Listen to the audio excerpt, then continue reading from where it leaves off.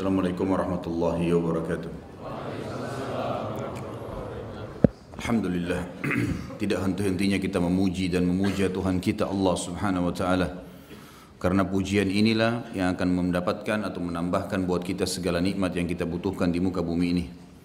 Dan juga kita panjatkan salam hormat kita kepada manusia terbaik sebagaimana Allah sebagai pencipta dan malaikatnya mengucapkan salam hormat kepada manusia yang selalu kita hormati, kita junjung dan kita selalu mengikuti dan mempertahankan ajaran-ajarannya. Dialah Nabi Muhammad sallallahu alaihi wasallam. Melanjutkan bahasan Minhajul Muslim, saudaraku seiman, dan kita masuk malam ini ke pasal ke-14 dan semoga Allah berkahi tentunya. Masalah wasilah. Wasilah ini memiliki dua makna. Yang pertama yang sudah pernah saya jelaskan adalah tingkat tertinggi di surga yang diperebutkan oleh para nabi-nabi. Tidak ada yang lain. Tidak ada manusia biasa yang bisa bersaing di situ. Beranjak daripada hadis yang sahih kata Nabi SAW, kalau kalian dengarkan muadzin, ucapkan seperti apa yang diucapkan olehnya, kemudian bacalah salawat untukku, karena siapa yang membacakan salawat untukku sekali, maka Allah akan memberikan salam kepadanya 10 kali. Lalu mintalah untukku al-wasilah. Sesungguhnya dia tempat tertinggi di surga yang tidak layak kecuali hanya untuk satu orang, hamba Allah, dan aku berharap akulah orangnya. Siapa yang meminta al-wasilah untukku, dia akan mendapatkan syafaatku. Ini makna yang pertama. Tapi ini bukan bahasan kita. Ini bukan bahasan kita. Yang kita masuk adalah makna yang kedua. Wasilah adalah bisa berarti perantara. Perantara. Seperti biasa kita dengar dengan istilah tawassul. Ya. Wasilah, tawassul ini semua sama. Menjadikan sesuatu sebagai perantara dengan Allah Subhanahu wa taala untuk lebih meningkatkan kualitas pahala kita dan balasan dari Sang Pencipta Allah. Tentu wasilah dibagi dua oleh para ulama, ada wasilah mahmudah dan ada wasilah mazmumah. Wasilah mahmudah adalah perantara atau metode menjadikan sesuatu perantara dengan Sang Pencipta Allah yang dibolehkan. Dan ini puncaknya adalah berwasilah dengan nama-nama dan sifat-sifat Allah. Seperti orang mengatakan, ya Ghafur ikfirli. Ini berwasilah dengan nama-nama Allah yang mulia. Wahai Zat yang Maha Pengampun, ampunilah aku. Ya Rahim irhamni, ya Tawwab tub alayya, ya Razzaq urzukni. Ini semua adalah berwasilah dengan asma'illahi wa sifatihil ula. Ini puncak, ini yang paling besar dan ini paling mulia. Karena baginda Nabi SAW selalu berwasilah dengan nama-nama dan sifat-sifat Allah sesuai dengan firman Allah dalam Al-Quran, A'udzu billahi minasyaitonir rajim, walillahil asmaul husna fad'uuhu biha. Allah memiliki nama-nama yang mulia, maka gunakan dalam doa-doa kalian. Yang kedua, berwasilah dengan ayat-ayat Al-Quran. Ayat-ayat Al-Quran. Karena Allah Subhanahu wa taala mengatakan dalam Al-Qur'an, syifa linnas, hudan linnas. Obat untuk semua manusia, bukan hanya untuk orang beriman, petunjuk bagi semua manusia. Jadi pada saat orang berwasilah dengan Al-Qur'an, misal kita datangkan sebuah ayat untuk menjelaskan kepada seseorang agar dia jadi faham hukum Allah. Itu berwasilah namanya. Kita berwasilah dengan ayat-ayat Al-Qur'an. Kita menggunakan ayat Al-Qur'an untuk pengobatan. Sebagaimana pernah beberapa orang sahabat menggunakan surah Al-Fatihah yang dibacakan kepada kepala suku, salah satu suku Arab yang sedang terkena sengatan kalajengking dan sembuh. Bagaimana baginda Nabi SAW mengajarkan kepada kita doa-doa ruqyah. Kita boleh menggunakan itu. Menggunakan ayat-ayat Al-Quran sebelum tidur. Membaca Al-Ikhlas, Al-Falaq, An-Nas, bagaimana Nabi SAW baca ayat kursi. Surah-surah yang memang disebutkan dalam Al-Quran juga disuruh pilih, seperti membaca Al-Mulk pada saat mau tidur, atau membaca 10 ayat Al-Quran, sebagaimana hadis sahih riwayatkan Mundhiri dalam kitab At-Targhib. Beliau mengatakan ada sebuah riwayat kata Nabi SAW, siapa yang membaca 10 ayat Al-Quran dalam malam hari, maka Allah akan catatkan baginya 1 kintar, dan 1 kintar itu lebih baik daripada seluruh dunia dan isinya. Berwasilah dengan ayat-ayat Al-Quran, ya, tapi pada tempatnya. Yang ketiga, berwasilah Doa-doa yang diajarkan oleh baginda Nabi sallallahu alaihi wasallam. Doa-doa yang diajarkan oleh beliau. Banyak doa Nabi SAW, doa mau makan, doa mau tidur, doa mau segala macam, supaya berkah makanannya, supaya berkah minumannya. Baca doa yang diajarkan Nabi SAW. Mau tidur juga begitu. Kita jadikan sebagai wasilah kita dengan Allah. Tapi ini ada perintahnya. Nabi SAW ajarkan. Ini yang ketiga, menggunakan semua doa yang diajarkan baginda Nabi SAW. Kemudian yang keempat, berwasilah dengan orang-orang yang memang Allah muliakan di mata kita dan digantungkan salah satu penyebab diterimanya doa pada mereka, seperti misal orang tua yang masih hidup. Ini berwasilah, ibu, ayah tolong doain saya, boleh selama mereka masih hidup. Makanya namanya wasilah mahmudah, terpuji. Atau kita datang kepada seorang alim yang kita anggap ibadahnya bagus, kita mengatakan doain saya. Atau seorang muslim mendoakan saudaranya muslim lagi sakit, dikatakan syafaqallah tahur wa syifa, sunnah Nabi SAW. Maka kita berwasilah dengan orang-orang yang memang Allah bolehkan kita berwasilah padanya, dalam arti kata saleh dan hidup. Maksud dalamnya adalah orang tua di sini. Karena kata Nabi SAW dalam hadis sahih, doa orang tua untuk anaknya tidak tertolak. Dalam hadis yang lain juga kata Nabi SAW, riwayat Bukhari semuanya, ya, jangan kalian doakan keburukan buat diri kalian, keluarga kalian, dan juga harta kalian, sehingga malaikat lewat dan mengaminkan terjadilah seperti apa yang sedang kalian ucapkan. Ini termasuk wasilah, ya, wasilah. Boleh juga kepada seorang alim umumnya. Banyak sahabat yang berkata kepada Nabi SAW, ya Rasulullah doakan saya. Sering kali Abu Hurairah datang mengatakan, ya Rasulullah doakan ibu saya. Boleh saja, selama memang yang sedang mendoakan kita adalah orang yang hidup. Ini masih masuk yang mahmudah. Yang keberapa sekarang? Yang kelima, bertawassul dengan amal soleh kita pribadi. Bertawassul dengan amal soleh kita pribadi. Sebagaimana kita sudah tahu tentang kisah 3 orang yang ada di dalam gua. Mereka bertawassul dengan amal mereka. Jadi boleh teman-teman sekalian, kalau ada seseorang, ini misal contoh, terkena penyakit sudah bertahun-tahun tidak sembuh. Coba ingat amal soleh apa yang antum anggap paling ikhlas pada saat itu.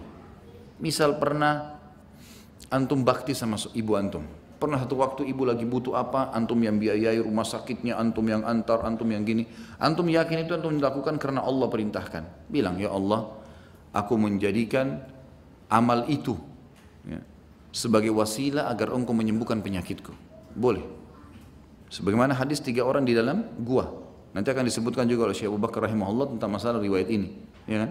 Yang sudah masyhur. Pada saat mereka tertutup di gua, kemudian mereka tidak bisa keluar, lalu kemudian salah satunya mengatakan, kita berwasilah sekarang kepada Allah dengan amal-amal saleh kita. Mulailah yang pertama mengatakan, ya Allah, saya memiliki kedua orang tua yang sangat tua, dan setiap hari saya selalu memberikan kepada keduanya susu yang saya perah dengan tangan saya dan saya dinginkan dengan udara. Satu malam saya pulang, ternyata mereka berdua sudah tidur. Maka saya tidak ingin mengganggu tidur mereka dan saya pegang susu itu dari malam sampai pagi. Pada saat mereka bangun, saya tinggal minumkan dan mereka tidak tahu kalau saya menunggu semalam berdiri nggak tidur. Kalau itu amal kau terima ya Allah, keluarkan kami dari gua ini. Pecah guanya. Berarti kan dia menyebutkan amal itu. Ya Allah, dulu saya antar ibu saya ke rumah sakit pada hari ini ya Allah, atau saya pernah membantu orang miskin di pinggir jalan ya Allah, atau ini kita jadikan sebagai wasilah, dan ini tidak menghilangkan kadar pahalanya. Jangan difahami kalau kita sudah wasilahkan tidak terima di akhirat, tidak. Ini kuasa Allah. Memang kita boleh, bahkan sebagian ulama mengatakan boleh seorang mukmin melakukan ini sesekali agar memastikan amalnya diterima atau tidak. Karena itu spontanitas terlihat, makanya guanya terpecah. Tapi belum bisa keluar. Tandanya bahasanya amal itu belum cukup untuk mengeluarkan dia dari masalah. Bisa saja mungkin masalah penyakit antum berat. Banyak orang teman-teman anggap remeh begini. Dia berzina sekali. Dia anggap sudahlah saya bertobat selesai. Dia nggak tahu mungkin saja zina itu dosanya 100 tahun. Hah? Ya enggak? Sekarang kalau dia baru bertobat 1 jam, 2 jam, dia sudah anggap bisa bersih yang 100 tahun. Bobotnya kita nggak tahu. Jadi makanya tidak bisa. Orang yang 3 orang dalam gua ini masing-masing punya amal yang mulia. Satu bakti sama orang tuanya, tapi belum bisa keluar. Harus 3-3-nya digabung baru bisa. Baru yang kedua mengatakan, ya Allah, saya kenal seorang wanita yang saya tergila-gila padanya dan saya sangat suka setiap hari, hampir setiap saat saya tawarkan untuk berzina. Dengan cara apapun dia nolak. Sekali waktu ibunya butuh uang, maka dia datang kepada saya dan saya kasih syarat, baiklah, saya akan kasih kamu uang tapi serahkan dirimu. Pada saya sudah berada di antara 2 pahanya, keempat tangannya. Maksudnya tangannya terbuka, pahanya terbuka, kemaluannya tinggal diletakkan kemaluan dia. Pada saat saya sudah berada di situ dan ini perempuan sangat saya cintai ya Allah, memang saya berharap bisa menggaulinya. Maka dia mengatakan perempuan tersebut, bertakwalah kepada Allah, jangan kau letakkan cincin kecuali pada tempatnya. Maka saya pun meninggalkan. Kalau itu ikhlas karena kamu, keluarkan kami dari gua ini. Bayangkan berat itu. Berat sekali meninggalkan kemaluan perempuan yang sangat dicintai di depan matanya dan sudah bertahun-tahun dikejar sama dia. Tapi dia tinggalkan karena Allah. Masalahnya belum cukup mengeluarkan dari gua. Belum bisa, cuma pecah sedikit lagi. Nanti yang ketiga menyebutkan baru dengan kuasa Allah, saya punya seorang pegawai yang selama ini bekerja, pernah dia ambil gajinya berapa bulan lalu hilang tiba-tiba, saya ambil inisiatif, gajinya saya beliin beberapa ekor ternak, 1 ekor kambing, 1 ekor sapi dan seterusnya. Kemudian saya kembangkan sampai menjadi sebuah lembah yang lebat, yang besar. 1 lembah semua penuh dengan gembalaan tersebut. Sebagian ulama hadis menanggapi hadis ini mengatakan orang yang ketiga ini dia sampai tidak urus lagi gembalaan lain kecuali gembalaannya pegawainya karena banyaknya dengan hikmah Allah. Maka dia datang beberapa saat kemudian dan dia bilang, wahai Tuhan, ya, bertakwalah kepada Allah, kembalikan hak saya yang pernah saya tinggal berapa bulan tidak ambil. Lalu saya berkata, apa kau lihat lembah itu? Iya. Itu semua yang penuh dengan hewan ternak, iya. Ambil, semua itu punya kamu. Dulu kisahnya uang kamu saya jadikan seperti itu. Lalu ya Allah, dia ambil semuanya, tidak ditinggalkan 1 ekor pun buat saya. Ini yang membuat para ulama hadis menanggapi bahwasanya orang ini dulunya dia orang kaya, tapi setelah dia sibukkan diri untuk amal saleh, membantu mengembangkan uang pegawainya, ya, dengan niat karena Allah, dia sudah tidak sibukkan lagi dirinya dengan yang lain. Karena dia merasa ya tidak ditinggalkan 1 pun buat saya. Kalau itu ikhlas karena kamu, keluarkan kami dari sini. Itu pun terpecah hanya cukup untuk mengeluarkan badan mereka. Dalam arti kata teman-teman sekalian, bobot amal sebesar ini pun masih sedikit bisa mengeluarkan dari masalah. Jadi jangan sampai antum berwasilah dengan satu hal yang antum sebut lalu antum berharap penyakit antum sembuh semua, belum tentu. Mungkin antum harus sebutkan 10, 20, 30 amal soleh. Allahu alam, kita nggak tahu. Makanya setiap amal soleh kalau dikerjakan maksimal, nikmati. Kalau sholat, nikmati betul sholat itu. Berikan haknya semua. Dari takbir sampai salam semua berikan haknya agar maksimal. Itu bisa jadi sesuatu yang antum jadikan wasilah nantinya. Jelas ya? Baik, ini wasilah yang mahmudah. Ada 5 hal. Baik, sekarang kita pindah ke wasilah mazmumah, yang tertolak. Wasilah yang terlarang. Berwasilah kepada syaitan. Berwasilah pada syaitan ini puncaknya. Seperti dukun-dukun. Menjadikan syaitan sebagai wali mereka. Pergi ke gunung bersemedi, pergi ke gua, pergi ke pinggir pantai, semua ini omong kosong. Syaitan ini juga tawasul dia. Dia mau sampaikan hajatnya tapi melalui hal yang salah. Masuk dalamnya adalah semua yang didukung oleh syaitan, seperti perilaku orang-orang Mekah pada saat mereka berwasilah dengan patung-patung.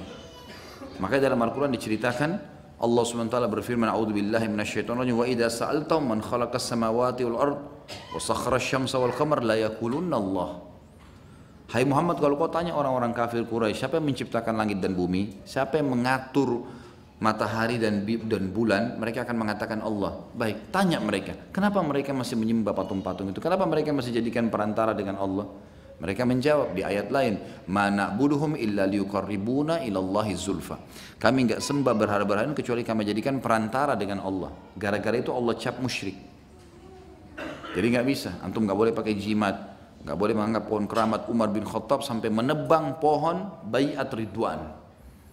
Jelas-jelas 1395 sahabat dijamin masuk surga di bawah pohon itu. Sampai Nabi SAW meninggal pohon itu masih ada. Sampai Abu Bakar meninggal masih ada. Sampai akhir khilafahnya Umar masih ada. Lalu Umar mendengar mulai ada orang sholat di pohon itu. Mulai ada orang gantung-gantung pedang. Sama Umar disuruh tebang, hilangin sejarahnya itu. Sekarang banyak orang-orang menganggap kalau itu sesuatu yang sudah lama kayak patung. Dianggap lama, ini nggak boleh dihancurin. Peninggalan sejarah. Ini bukan peninggalan sejarah, peninggalan masuk neraka. Ada apa mau ditahan-tahan? Haram. Nggak ada cerita yang disimpan. Yang berlaku hanya hukum Allah, nggak bisa. Semua selain hukum Allah ditolak di muka bumi ini. Allah pemiliknya. Ini wasilah yang haram pertama. Berwasilah dengan syaitan, apapun sifatnya minta tolong sama syaitan, seperti para dukun, peramal, penyamun, penyihir dan seterusnya. Masuk dalamnya adalah berwasilah dengan berwasilah dengan patung-patung, ya, yang sebenarnya patung-patung ini adalah benda mati. Atau kita pisahin poin nomor 2 saja ini. Wasilah yang pertama berwasilah dengan syaitan ini haram. Wasilah yang kedua yang haram, ya, adalah berwasilah dengan benda-benda mati. Masuk dalamnya batu, jimat, pohon, kuburan. Semoga Allah kasih hidayah. Di Indonesia ini ada kuburan. Karena dianggap kuburan itu kuburan orang saleh, setiap hari dimasukkan truk-truk bawa tanah baru. Karena tanahnya diambil. Iya. Dianggap berkah. Allahu a'lam ini kalau mereka menjaga kuburan Nabi SAW. Diapakan tuh tanah tuh? Tanah. Tidak ada pernah satupun sahabat mengambil tanah kuburan Nabi SAW. Tidak pernah. Tidak pernah ada sahabat pergi ke Uhud mengambil tanahnya syuhada Uhud, pasti dijamin masuk surga. Syuhada Badr, tidak pernah ada kisah. Bagaimana kita mau melakukan sesuatu yang Nabi SAW dan para sahabat tidak pernah lakukan? Apalagi tanah, gitu kan? Sama sekali nggak ada hubungannya. Batu dianggap jimat, ini semua tidak ada sama sekali manfaatnya. Ini tawassul yang madmumah, benda-benda mati nggak boleh, nggak boleh sama sekali. Ya. Termasuk ada juga orang menggantungkan nasibnya pada kertas lah, pada talian dililit-lilit lah, segala macam. Kalau antum lihat ada mobil-mobil truk kemudian digantung ada kain hitam di kaca spionnya, nah itu biasanya termasuk buhul-buhul yang dipasang. Atau ada tulisan dengan huruf hijaiyah dibolak-balik dengan istilah macam-macam. Ini semua adalah tidak benar. Tawassul kepada Allah harus sesuatu yang dibolehkan, tidak boleh yang tidak dibolehkan. Masuk dalam sini tentu benda-benda mati, termasuk manusia yang sudah mati walaupun orang saleh. Walaupun orang saleh, tidak dibenarkan sama sekali. Nabi SAW mengatakan, la taj'alu kuburakum masajid. Jangan jadikan kuburan kalian sebagai masjid, maksudnya tempat ibadah. Seperti masjid, kuburan didatangi, duduk segala macam. Sekarang subhanallah, saf salat kosong, kuburan ramai. Duduk lama-lama di situ. Baca segala macam bacaan. Ya akhi, ziarah kubur. Sunnah Nabi SAW datang, salam, doain, pergi. Itu sunnah Rasulullah SAW. Agama ini kalau dijalankan sesuai dengan sunnah Nabi SAW, mudah, simpel, murah. Murah. Coba kalau ada orang mati jalanin sunnah coba. Kain kafan, urus jenazahnya, sholat di kubur. Nggak usah tunggu cucunya datang, anaknya datang, segala macam, tunggu. Kemudian dikubur, takziah 3 hari. Kita yang datangin bawain makanan. Nggak ada orang itu keluarin uang tuh. Murah sekali. Nggak ada biaya itu, orang yang lagi sedih nggak keluarin duit. Coba kalau lakukan perbuatan yang tidak sesuai dengan sunnah. Proyek itu sekarang, proyek. 7 hari kematian itu proyek itu. 1 hari 1 juta, 7 hari 7 juta. Ini kebenaran harus dibilang. Ini fakta, saya ceritain kepada seorang ikhwah, dia cerita sama saya. Dia bilang, Ustaz saya alami sendiri. Waktu keluarga saya mati, saya tinggal telepon 1 orang dengan gelar yang sudah masyhur di Indonesia, tidak usah saya sebutin.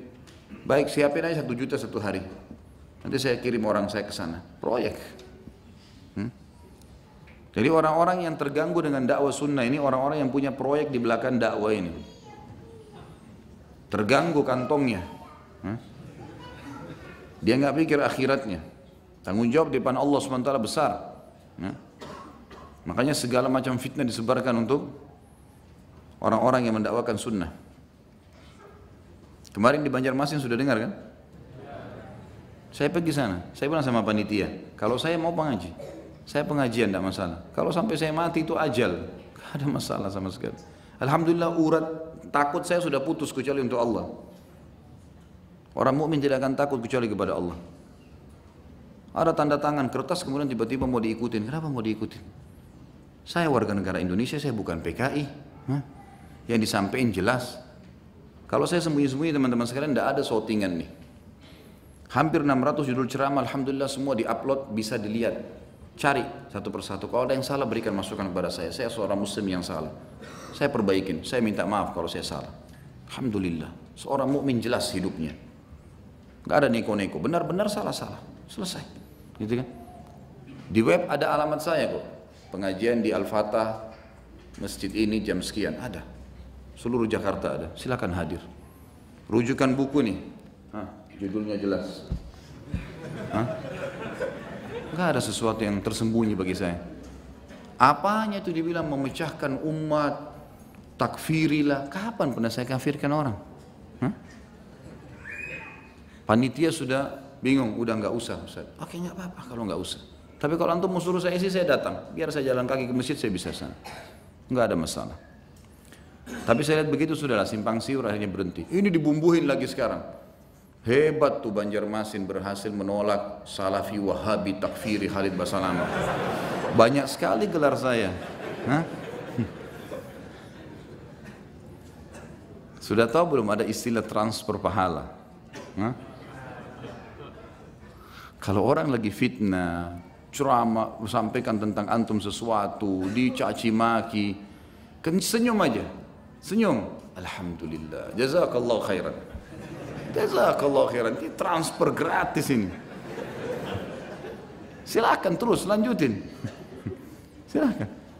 Enggak ada sesuatu yang aneh. Ya akhi, gereja lagi Natalan dijaga. Syiah dijaga. Ahmadiyah dipertahankan. Ahli sunnah sama ahli sunnah menyampaikan, disebarkan segala macam berita. Bagaimana itu? Tapi alhamdulillah, alhamdulillah ala kulli. Saya sampai redamkan jemaahnya, datang ribuan orang ke rumah yang saya diundang itu. Terus saya bilang, saya minta jemaah sekalian satu hal, antum habis ini bubar pulang. Jangan merasa ini kekalahan, ini sebuah hal yang buruk, ada biasa. Kebodohan balas dengan kepintaran. Jangan kebodohan balas dengan kebodohan. Emosi jawab dengan kebijaksanaan. Keterpurukan akhlak jawab dengan kedewasaan. Kalau orang marah nih, dua-dua marah, dua-duanya saling bertengkar. Apa bedanya? Sama-sama jelek wajahnya, sama-sama jelek kata-katanya, sama-sama jelek perilakunya. Baik kalau yang satu marah, yang satu diam. Bisa antum bedain enggak? Diam itu yang bijaksana. Kita kalau lagi dicaci maki oleh orang, lagi ada masalah teman-teman, ada dua cara dalam Islam. Cara yang pertama adalah antum dengarkan saja sambil senyum. Karena transfer pahala sedang berjalan. Atau yang kedua, antum tinggalkan. Wa idza khatabahumul jahiluna qalu salama. Kalau dicaci maki oleh orang-orang jahil, salam. Udah terserah kamu. Ngomong sampai capek, saya mau pulang. Ada? Terserah. Ngomong sampai pagi. Habis kata-katamu terserah. Itu kan? Kata Nabi SAW, kalau dua orang saling mencaci maki, dua-duanya dapat dosa. Tapi kalau yang satunya diam, maka yang satu terus mendapatkan dosa sampai yang satu melawannya. Nah, keperkasaan bukan di situ. Keperkasaan itu hadapi Yahudi di Israel sana. Nah, itu. Ada orang-orang kafir. Nah, itu tunjukin tuh di situ. Bukan sesama muslim. Tidak ada yang perlu ditakutin sebenarnya. Alhamdulillah tidak ada yang perlu ditakutin. Orang yang makin kuat akidah seseorang, dia hanya makin takut kepada Allah Azza wa Jalla. Jadi kecil semua manusia ini, makhluk, tidak ada apa-apa. Tidak ada yang perlu ditakutin. Kalau ajal datang teman-teman, di ranjang kita tidur datang ajal, atau kita lagi di kancah peperangan juga datang ajal, sama saja. Orang mukmin tahu, teorinya sudah jelas. Sampai kata Nabi SAW, demi jiwa yang Muhammad dalam genggamannya, seseorang di antara kalian lebih dekat dengan surganya daripada tali sendal kakinya. Ini kalau antum istiqamah di sini, jaga. Perintah-perintah Allah jelas, perintah Rasulullah SAW jelas. Kerjakan diperintahkan, tinggalkan orang mati demi Allah masuk surga. Tinggal tunggu mati kok. Selesai, lebih dekat dari surga, dari tali sendal kita sendiri. Dan demi zat yang jiwa Muhammad dalam genggamannya, kata Nabi SAW, seseorang yang lebih dekat dengan neraka daripada tali sendalnya. Zina, diskotik, mabuk, pulang tabrakan, masuk neraka. Lebih dekat dari tali sendalnya sendiri. Jadi teman-teman sekalian, kita berwasilah dengan amal-amal saleh yang baik, dan kita menjauhi wasilah-wasilah yang diharamkan di dalam agama, termasuk tadi benda-benda mati. Di sini semua masuk dalamnya, ya, semua masuk dalam. Seperti banyak orang menggunakan kiswah Ka'bah, orang menggunakan segala macam, ini semua tidak dibenarkan. Masuk dalam hal yang dilarang diikutkan oleh para ulama adalah mengambil sesuatu yang dianggap berkah padahal tidak ada berkah. Seperti kasus sengaja mengambil minuman seseorang. Saya sarankan teman-teman, air saya jangan ada yang minum. Kalau saya sarankan jangan ada yang minum, gak ada berkahnya ini. Kalau dari saya, antum beli air sendiri mineral, baca bismillah, berkah itu. Ini nggak ada, ini air saya biasa, jangan diperebutkan. Jangan pernah ada yang cium tangan teman-teman sekalian. Kalau sama saya pribadi, banyak ikhwan yang datang mau salaman, jangan tunduk hanya untuk Allah kalau salaman sama saya. Mulia antum seorang manusia muslim, tak boleh gitu. Ini enggak, buat seperti harus dikultus, harus dihormati, harus segala macam. Dari mana ini? Tak boleh semua dalam Islam. Akhirnya dia bertawassul dengan itu, ngambil airnya digosok-gosok di badan, dianggap berkah segala macam, ya. Kopi yang sudah dipakai ceramah sekian tahun nilainya sekian juta. Dari mana semua ini, ya? Menipu umat haram dalam agama. Wallah haram ini, nggak boleh. Ya akhi, cari rezeki halal dengan cara yang benar. Baginda Nabi SAW sudah ajarkan. Jangan ada yang tersinggung, jangan ada yang pelintir ini. Tidak usah tersinggung. Ini yang suka tersinggung, ini yang suka potong-potong ceramah saya sarankan tampilkan wajah antum. Ini saya ceramah deh, nanti umat pilih kok. Ya enggak? Untuk apa potong Khalid Basalamah, potong ceramahnya, potong fatwa menyesatkan. Saya sih senyum saja, transfer. Fadhal, kasih sini pahala-pahala kamu. Kan rugi sendiri. Semoga Allah kasih hidayah. Baik, kita masuk dalam penjelasan. Syekh Abu Bakar rahimahullah berkata pasal ke-14, wasilah seorang muslim beriman bahwasanya Allah yang maha tinggi dan maha pemurah mencintai amal saleh dan perbuatan yang terbaik. Kalimat ini penting ya, Allah mencintai semua amal saleh.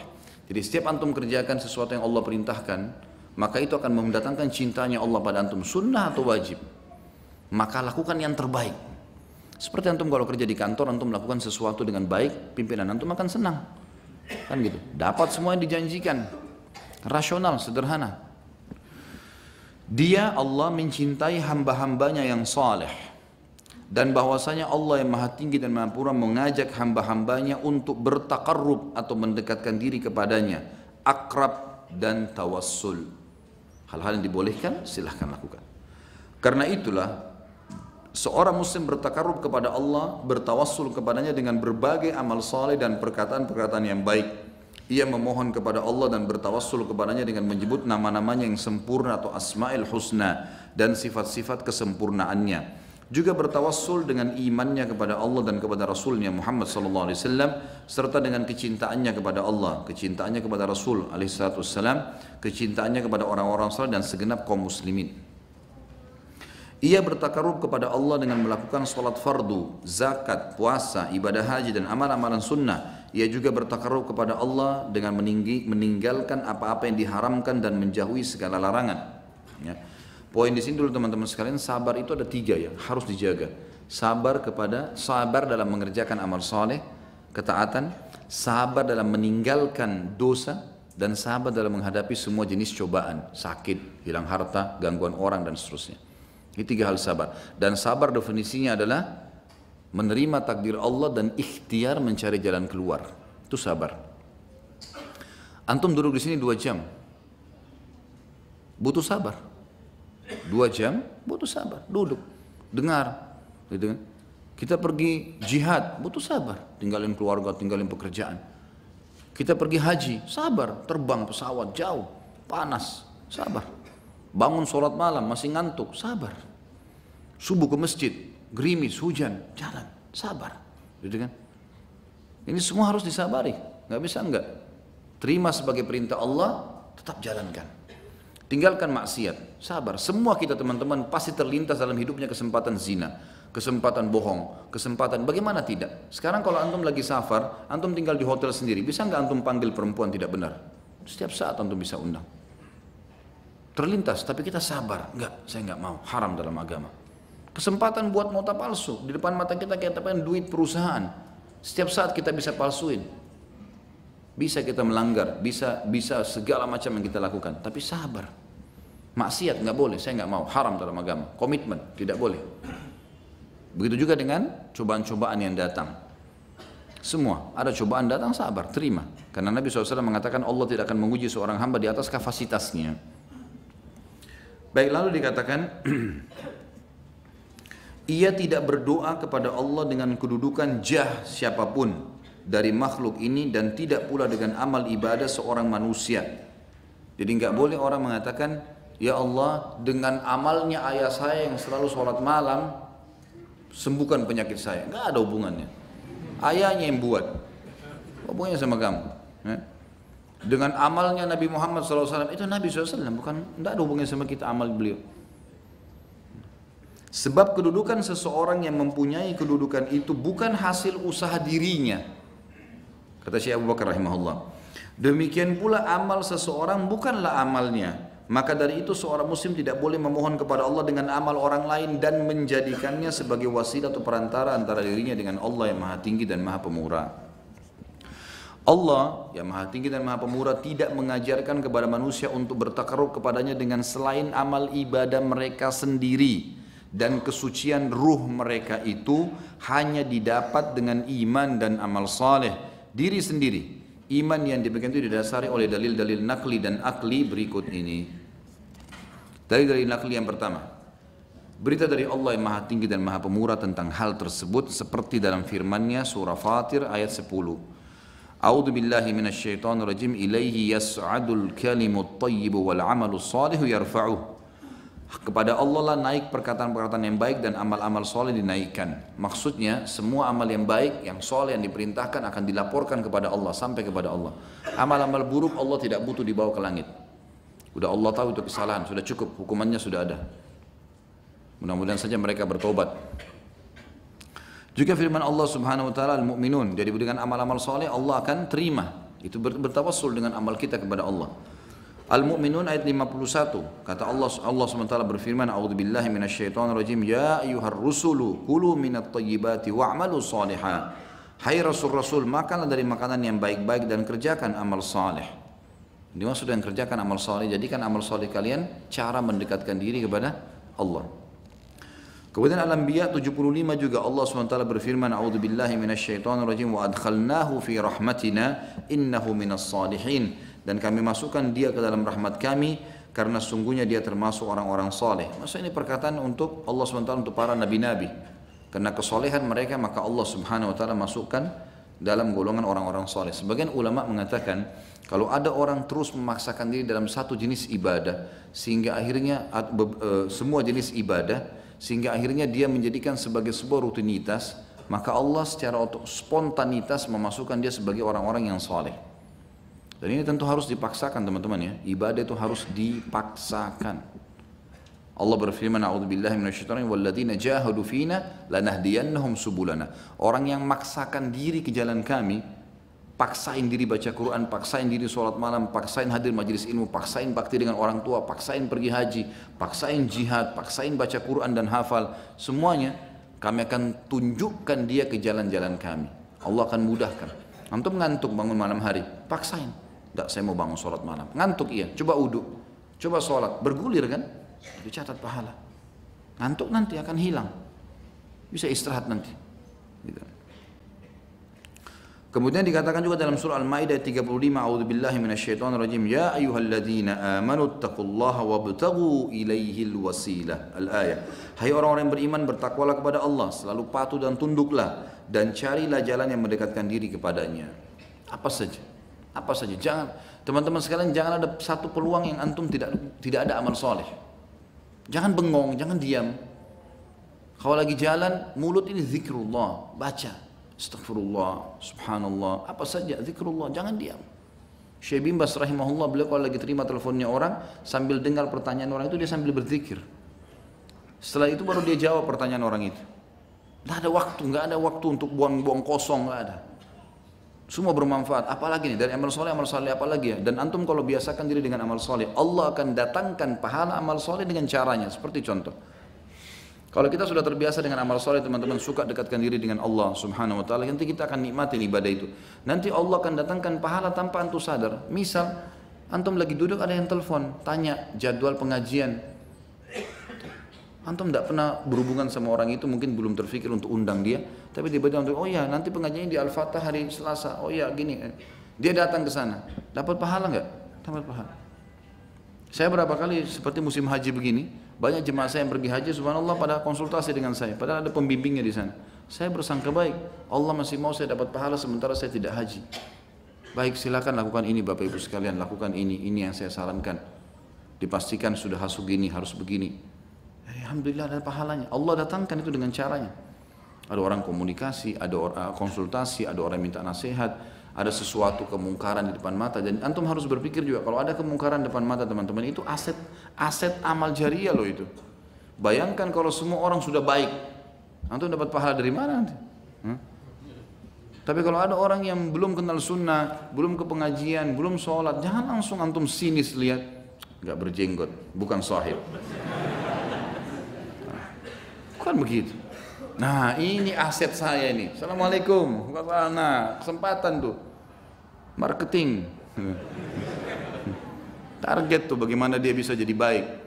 Begitu. Kalau sudah faham, alhamdulillah gitu kan. Kita kadang-kadang puas lihat yang sudah faham. Oh masya Allah sudah jilbab besar. Oh sudah cadar, sudah cukup. Yang lain yang belum pakai jilbab tuh banyak di jalanan. Itu kejar tuh target kita. Bagaimana mereka supaya bisa. Ya, sekarang kan media mengejar mereka. Jadikan mereka sebagai target. Itu semua saudara kita muslim jadikan target sama mereka, gitu kan? Dan ini subhanallah dakwah sunnah ini sangat dikhawatirkan oleh orang-orang yang punya proyek-proyek merusak umat nih. Rata-rata ikhwat dan akhwat sudah hadir pengajian sunnah masih nonton TV nggak? Kebanyakan tidak. Kalau yang masih insya Allah akan ditinggalkan. Nanti kalau dia terus ikut pengajian, antum kalau rutin kan dengar pengajian terus dari ayat dari hadis, antum akan malas nonton TV nanti. Karena antum tahu itu merusak iman saya. Dan itu proyek perusakan umat dari TV hilang. Terganggu dengan dakwah sunnah. Dan subhanallah rata-rata jemaah saya yang sudah tinggalkan TV tidak pernah dinonton di rumahnya.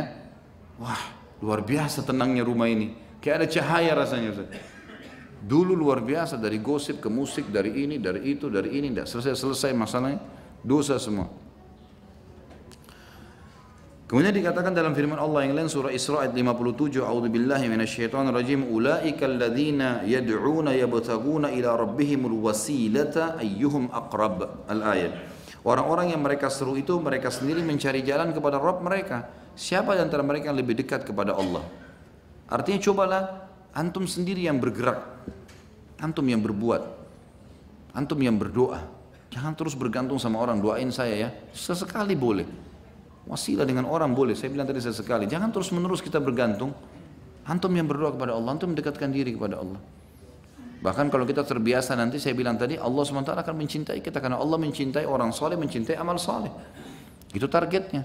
Kita harus ya, menjadi orang yang baik dan dekat dengan Allah. Surah Al-Imran ayat 31. A'udzubillahi minasyaitonirrajim. Qul in kuntum tuhibbunallaha fattabi'uni yuhibbukumullahu wa yaghfir lakum dzunubakum.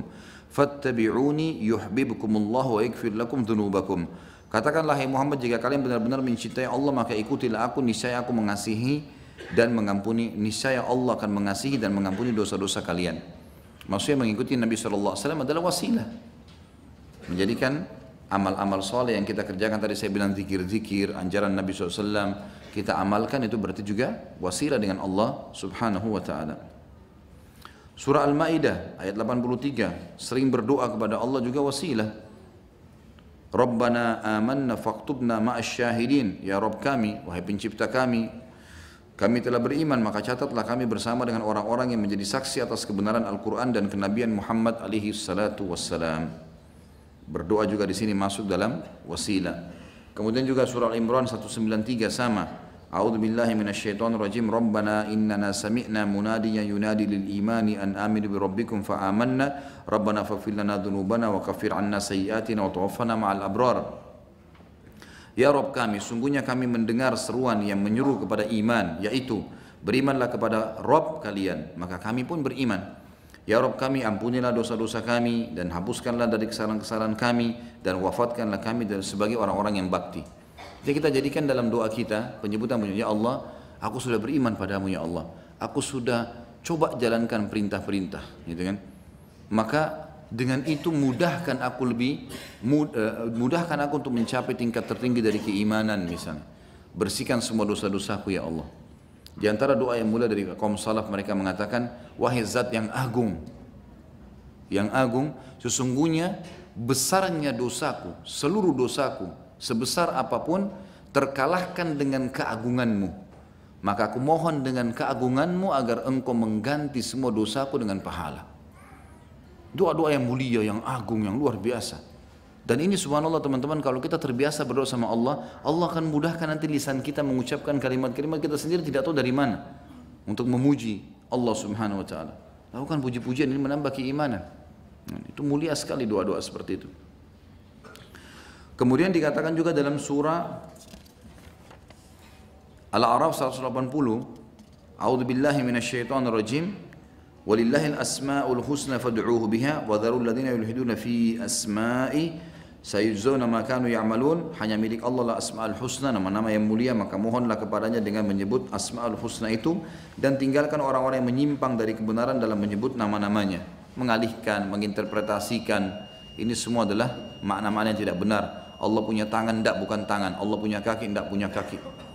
Entah siapa lagi yang tulis sekarang, Khalid Basalamah mengatakan kakinya Allah besar.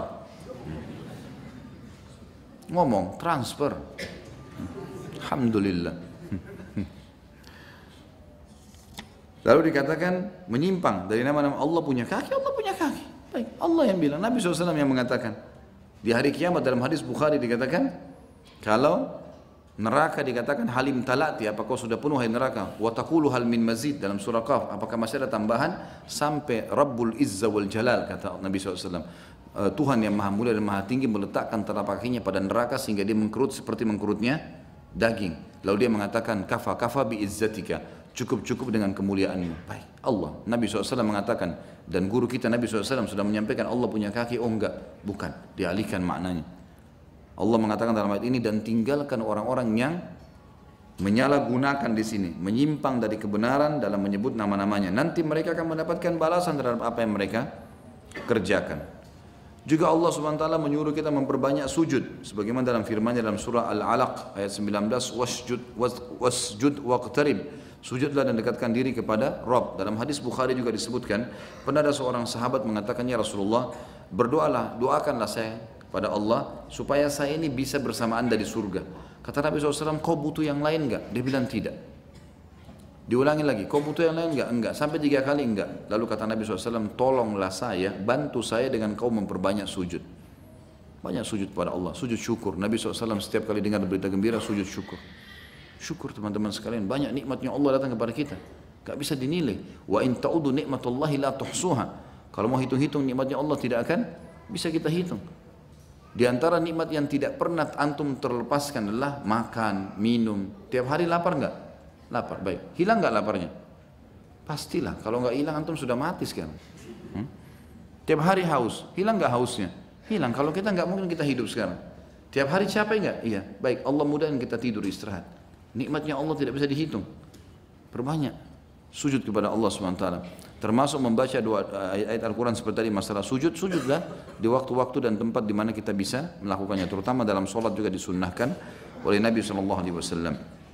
Baik. Ini dalil Al-Quran tentunya yang menyebutkan tentang masalah wasilah, dan kita akan masuk insya Allah nanti sebentar habis sholat ba'diyah isya kita akan masuk ke dalil nomor 2. Kemudian kita juga akan tutup dengan dalil-dalil akli berhubungan dengan masalah, atau poin yang ketiga tentang masalah bolehnya bertawassul dengan amal-amal saleh. Allahu a'lam. Subhanakallahumma bihamdika asyhadu an la ilaha illa anta astaghfiruka wa atubu ilaik. Wassalamualaikum warahmatullahi wabarakatuh.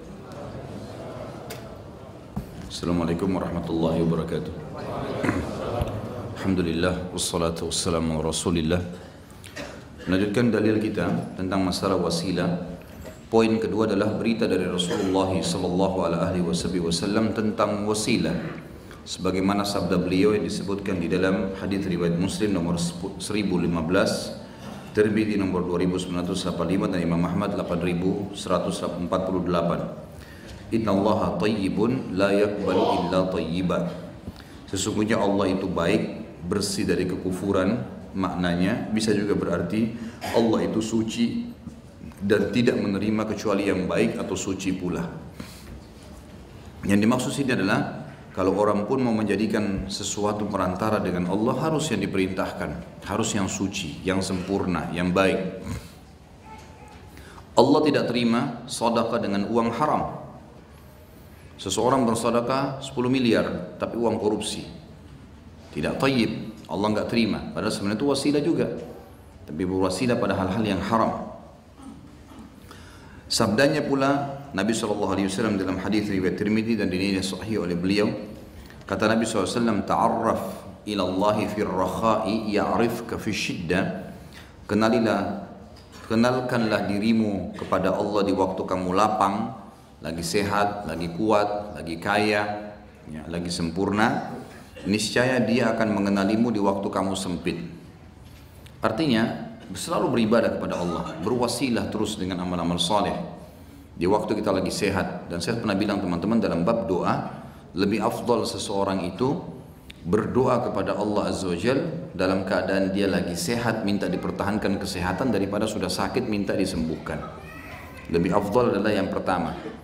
Lagi kaya minta dipertahankan kekayaan, lebih afdal, lebih dicintai di sisi Allah daripada orang sudah miskin bangkrut baru minta dikeluarkan dari masalah. Dua-duanya bagus, tapi yang pertama lebih baik. Ini makna daripada hadis Nabi SAW tadi. Kenali Tuhanmu kau lagi lapang, maka dia akan kenali kau pada saat kamu sedang susah.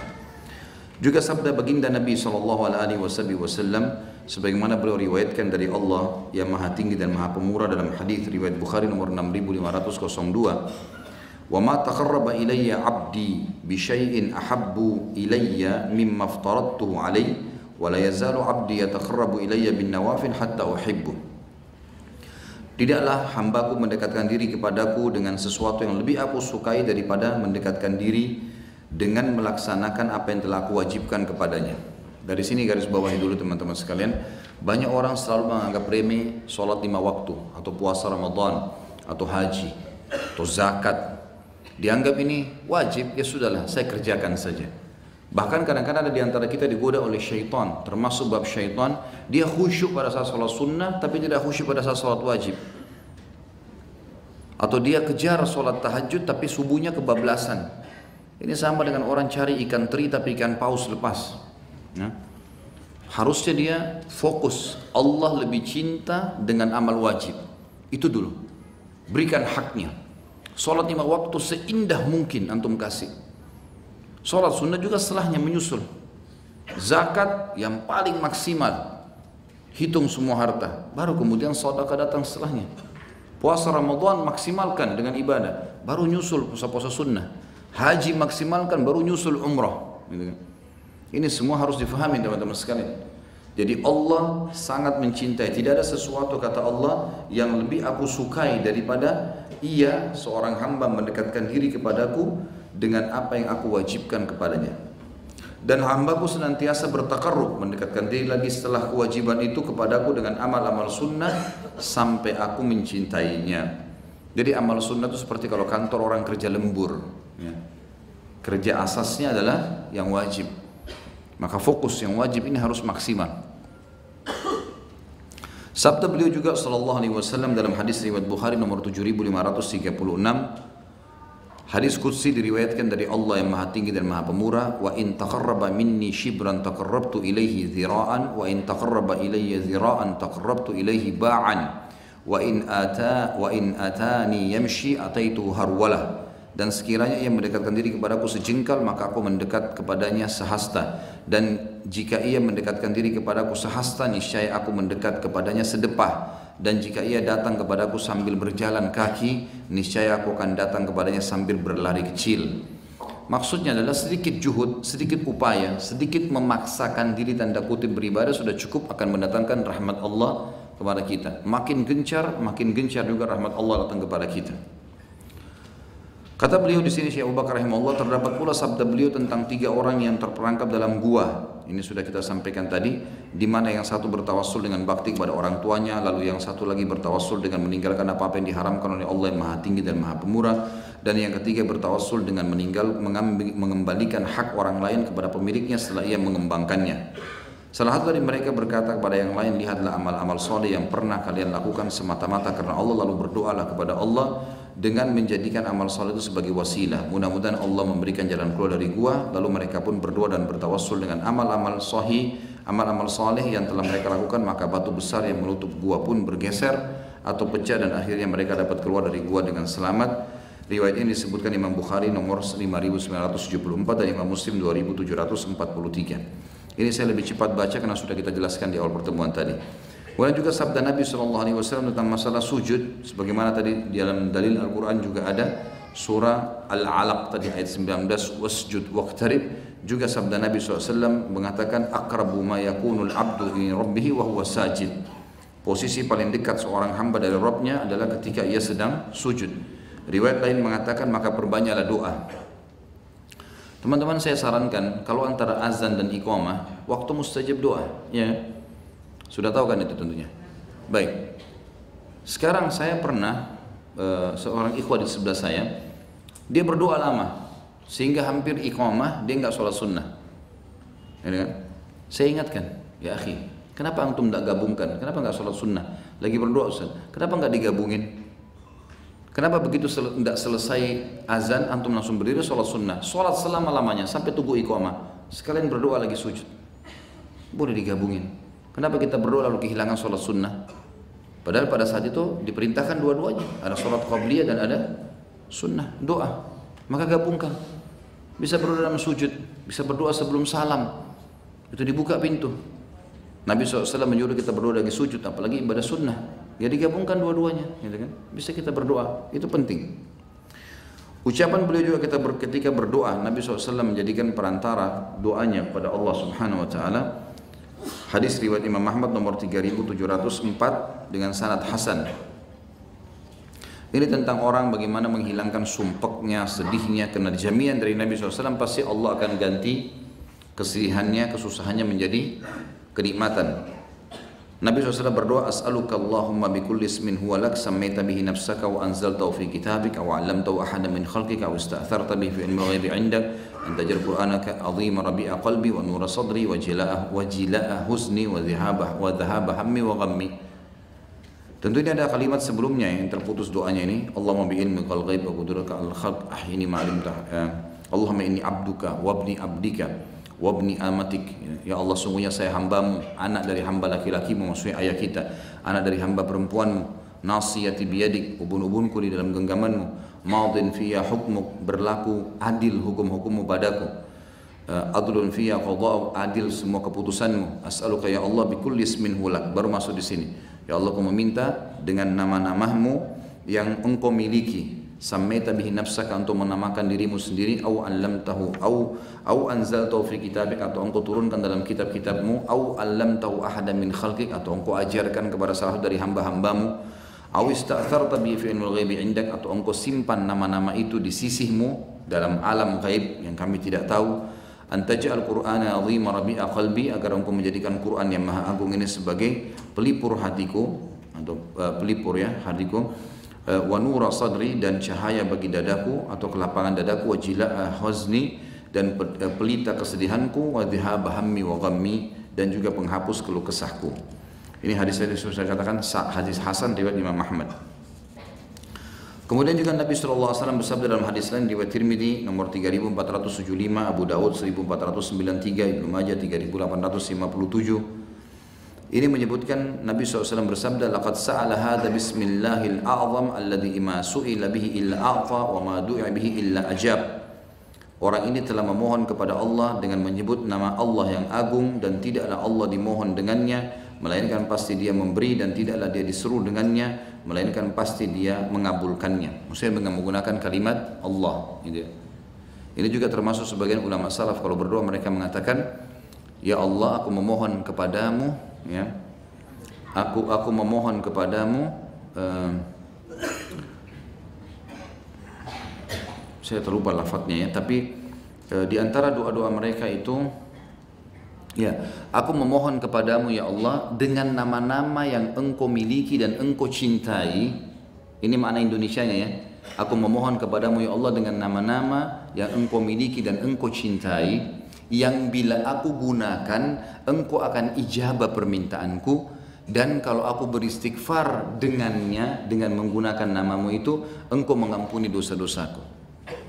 Jadi dia meminta kepada Allah SWT agar dengan nama Allah, yang Allah lebih tahu nama itu apa, tapi kami berharap ya Allah dengan nama itu, kalau kami meminta kau akan ijabah, dan kalau kami bertaubat engkau akan terima. Ini juga termasuk mirip dengan lafaz-lafaz tadi yang sudah kita sebutkan. Ini semua bertawassul dengan nama-nama Allah yang mulia ya. Poin yang ketiga adalah adanya tawassul para nabi yang dicatat dalam Al-Quranul Karim, dan tawassul mereka adalah tawassul dengan nama dan sifat-sifat Allah yang maha tinggi dan maha pemurah, serta dengan amal saleh. Tidak ada selain itu. Sebagai contoh misal Nabi Yusuf alaihi salatu wassalam di dalam tawassulnya mengucapkan di surah Yusuf ayat 101, A'udzu billahi minasyaitonir rajim, Rabbi qad ataitani minal mulki wa 'allamtani min ta'wilil ahadits fatiras samawati wal ardi anta wali fid dunya wal akhirah tawaffani musliman wa alhiqni bis salihin. Sebelum saya baca terjemahannya, akhir ayat ini adalah permintaan Nabi Yusuf alaihissalam. Tapi perhatikan Nabi Yusuf bertawassul sebelumnya dengan menyebutkan kebaikan-kebaikan Allah padanya. Nabi Yusuf mengatakan, Ya Robku. Ingat kata-kata Rob, pencipta, pemilik, pengurus, pengawas, dan pemusnah. Wahai Robku, sesungguhnya engkau telah menganugerahkan kepadaku sebagian kerajaan. Jadi nikmat Allah yang dia rasakan dulu disebutkan. Ini termasuk mulia kalau kita berdoa. Ya Allah, sebagaimana engkau telah mengaruniakan kepadaku 2 buah mata yang aku bisa melihat dengannya, 2 buah kuping yang aku mendengar dengannya, 2 buah telapak tangan yang aku bisa menjamah dengannya, 2 telapak kaki yang bisa aku melangkah dengannya, urat-urat sarafku semua mengalir dalamnya darah, dan itu dengan izinmu. Semua lidahku bisa mengucapkan kata-kata ini. Ini sama semua menyebutkan kebaikan-kebaikan Allah kepada kita. Nabi Yusuf AS menyebutkan tentang nikmat Allah yang kepada dia diberikan kerajaan. Dan engkau telah mengajarkan kepadaku sebagian takbir mimpi. Di sini kalimat santun Nabi Yusuf AS. Dia tidak mengatakan ya Allah engkau ajarkan kepadaku seluruh takbir mimpi sehingga bisa tahu semua. Dia mengatakan sebagian dari takbir mimpi karena luasnya ilmunya Allah yang maha tinggi. Lalu dia mengatakan lagi, Ya Rob, wahai penciptaku, pemilikku, pengawasku, pemusnahku, pencipta langit dan bumi, engkaulah pelindungku di dunia dan akhirat. Doanya terakhir, wafatkanlah aku dalam keadaan Islam dan gabungkanlah aku dengan orang-orang saleh. Dari awalnya diikuti dengan tawassul puji-pujian kepada Allah Subhanahu wa taala. Zannun juga dalam doanya Nabi Yunus alaihissalam pada saat ditelan oleh ikan paus yang masyhur, dia mengatakan dalam Anbiya 87, Alla ilaha illa anta subhanaka inni kuntu minadh dhalimin. Dan ini sebagian ulama salaf mengatakan ini doa yang mulia. Nabi Yunus alaihissalam meninggalkan lokasi dakwah sebelum ada perintah. Dan ini di alam kenabian pelanggaran besar ini. Karena para nabi-nabi kalau sudah dinobatkan dia harus berdakwah walaupun sampai dibunuh. Makanya Nabi Yahya dibunuh oleh kaumnya kan. Terus saja dia berdakwah, ditolak. Allah belum datang perintah tinggalkan lokasi, harus berdakwah sampai dibunuh. Nabi Yunus alaihissalam dari luar Nainawa. Nainawa lokasi dakwanya, sebuah perkampungan di Irak dulu. Nabi Yunus dari luar sana datang, lihat mereka punya patung singa yang besar, mereka menyembah, mereka bertawassul dengan patung itu, kasih sesajen. Nabi Yunus alaihissalam ingatkan, gak boleh, haram, saya utusan Allah gini, ditolak dia.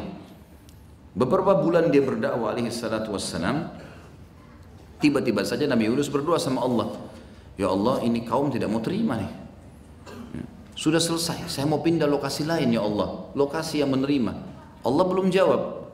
Inisiatif Nabi Yunus alaihissalam, beliau keluar tinggalkan lokasi Nainawa. Niatnya baik, niatnya mau cari lokasi dakwah baru.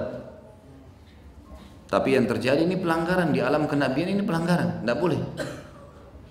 Maka pada saat dia keluar, badai datang, kuasa Allah, negeri Nainawa hampir hancur semua, patung raksasa mereka hancur, pecah semua. Rumah mereka banyak yang hancur dihantam badai, maka pimpinan mereka sempat mengatakan, ini kayaknya yang dijanjikan, diancamkan oleh Yunus. Kita harus bertobat, ya Allah kami tobat, sujud semuanya. Akhirnya Allah berhentikan badainya. Dan mereka janji sama Allah akan mengimani risalah Nabi Yunus. Tapi Nabi Yunus sudah terlanjur pergi. Nabi Yunus AS naik di kapal yang masyhur, kemudian Allah hantam dengan ombak yang besar, sehingga harus buang semua barang-barang dari kapal, gitu kan. Sudah dibuang semua masih berat, harus ada manusia yang dilempar. Ditaruhlah nama-nama di batu, kemudian diacak. Setiap diangkat nama Nabi Yunus keluar, sampai 10 kali. Setelah 10 kali, tadinya orang-orang di kapal tahu ini Nabi Allah, nggak mungkin dia. Kalau namanya selain dia kita pasti loncat, lempar di lautan. Setelah 10 kali Nabi Yunus AS baru sadar mengatakan, kalau ini adalah peringatan Allah kepada saya. Maka biar saya yang loncat. Begitu Nabi Yunus mau loncat, ikan paus datang menelan. Dan Allah menyebutkan dalam Al-Quran, kalau bukan dia termasuk orang yang bertasbih banyak, maka pasti dia akan tinggal di mulut ikan, di perut ikan itu sampai hari kiamat. Sampai hari kiamat, kuasa Allah subhanahu wa ta'ala. Tapi dia terus bertaubat kepada Allah. La ilaha illa anta subhanaka inni kuntu minadh dhalimin. Dan ini luar biasa doa ini teman-teman sekalian. Bayangkan seorang nabi yang melanggar perintah Allah masih bisa dimaafkan. Padahal di alam kenabian ini berat ini. Pelanggaran berat. Artinya, seberat apapun kesalahan yang antum lakukan, perbanyak baca doa ini. Sampai dalam sebuah hadis yang sahih kata Nabi SAW, tidak ada doa yang dimulai dengan doanya Dzannun, la ilaha illallah subhanahu wa ta'ala, ini dia dimulai ini baru minta doa, kecuali Allah ijabah. Ini kalimat yang penting, sering ulangi teman-teman, lagi di motor, baca la ilaha illallah subhanaka inni kuntu minadh dhalimin. Jangan merasa suci, tidak ada dosa. Banyak dosa kita, penuh dosa kita, luar biasa. Dari mana kita tahu kita sekarang sudah lepas dari dosa? Banyak dosa-dosa yang kita lakukan. Dan dari mana kita tahu dulu sudah diampuni, walaupun kita sudah tobat. Maka jangan pernah puas untuk itu. Maka yang terjadi, Nabi Yunus AS akhirnya memperbanyak doa ini, lalu dimuntahkan oleh ikan paus dalam kondisi semua sobek-sobek, 2 minggu di perut ikan, asin, bau di perut ikan, semua kotoran itu bercampur, air asin masuk, robek semua bajunya, dimuntahkan dalam kondisi lemah, mulim kata Allah, sakit, lemah. Lalu Allah SWT kembalikan dia, ditemukanlah pohon, ditemukan seekor sapi dengan susu, lalu kemudian dia minum, dalam riwayat disebutkan tentunya. Kemudian setelah itu dia menemukan pohon labu, dimakan labu, kemudian diambil daun-daun dijadikan sebagai baju, lalu dia kembali ke Nineveh. Ternyata orang sudah menunggu dia untuk beriman, gitu kan. Tapi di sini walaupun ini adalah pelanggaran di alam kenabian, apa baginda Nabi SAW pesan buat kita? Hadis sahih, janganlah seseorang di antara kalian berkata aku lebih baik daripada Yunus bin Matta.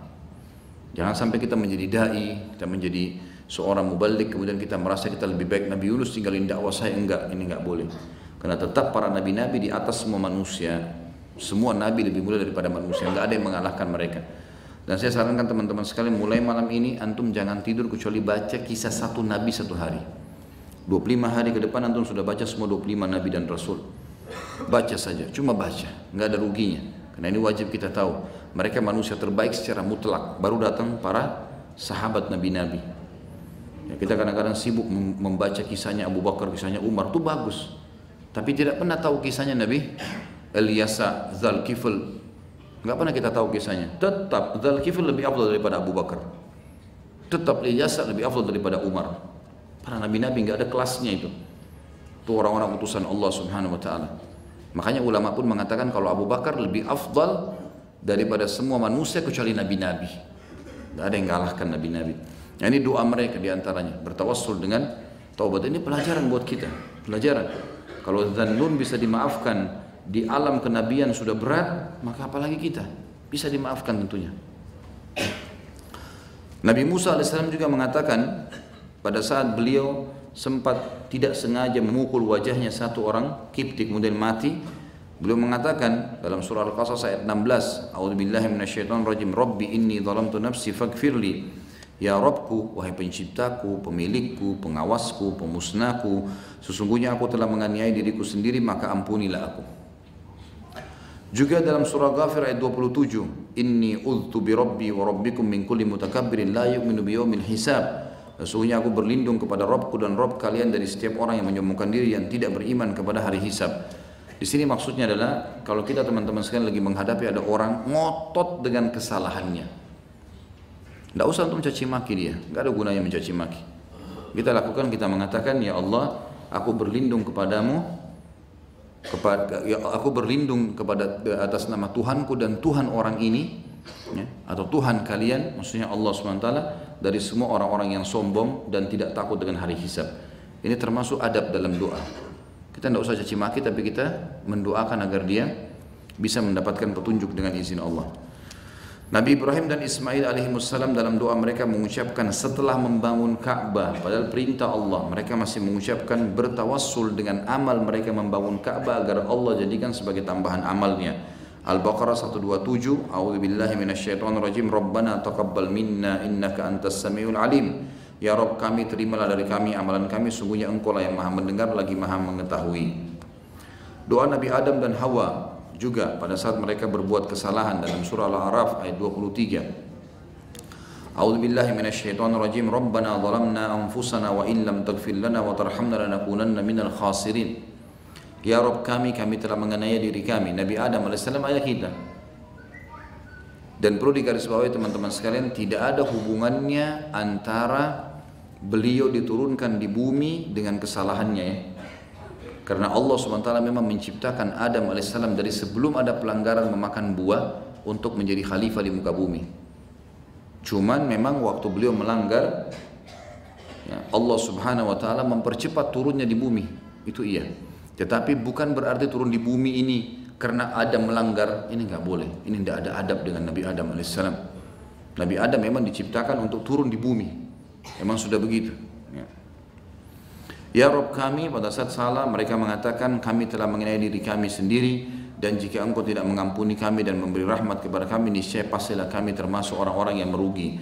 Ini juga termasuk, ya, setelah membaca doa ini Allah SWT menerima dari Adam alaihi salatu wassalam, maka ini juga termasuk sama dengan doa Dzannun tadi, sering-sering dibaca.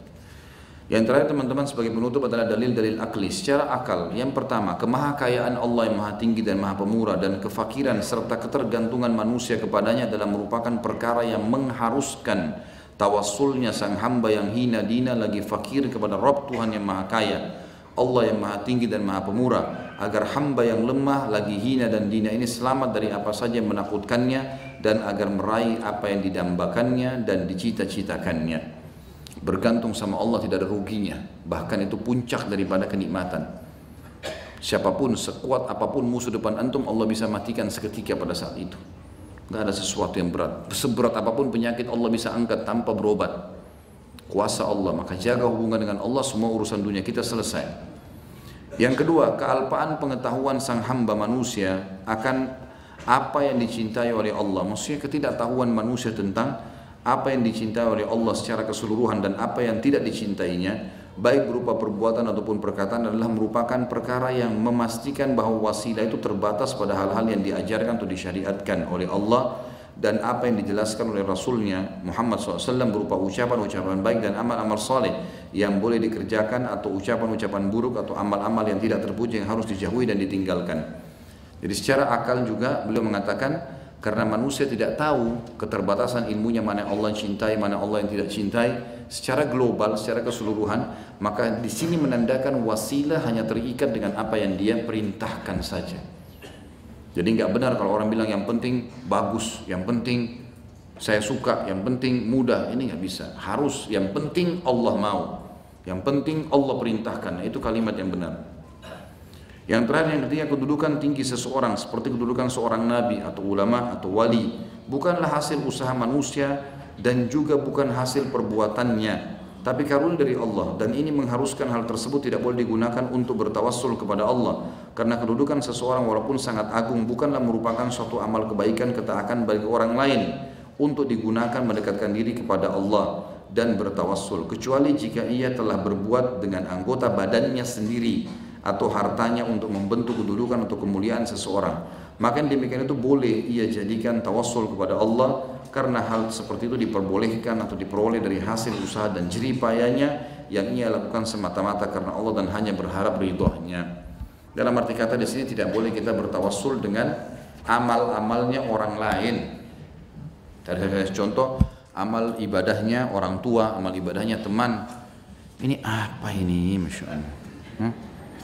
Bertanya lagi, ambil ilmunya,